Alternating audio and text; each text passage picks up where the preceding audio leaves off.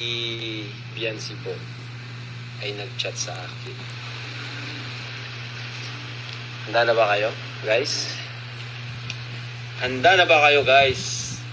Kung ano yung chinat sa akin ni Biancy. Yun yung bulong natin. Naku, mga ano na naman to. Tawag yan. Highlight na naman to sa mga balita. Balita.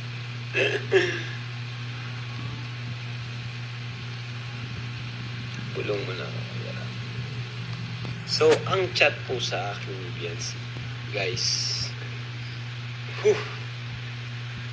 Ang chat sa akin ni Biancy.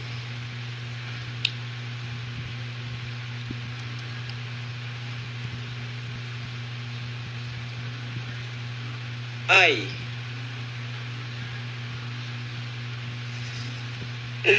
Hindi ko alam kung yung bubulong ko ba ito.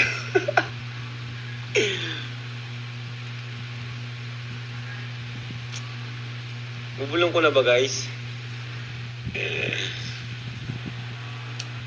Bulong muna bago yung nilinaw ni Carla. So, ang chats po sa akin ni Biancy ay gusto na daw ni Eds mag-asawa. So, guys, yun yung bulong sa akin.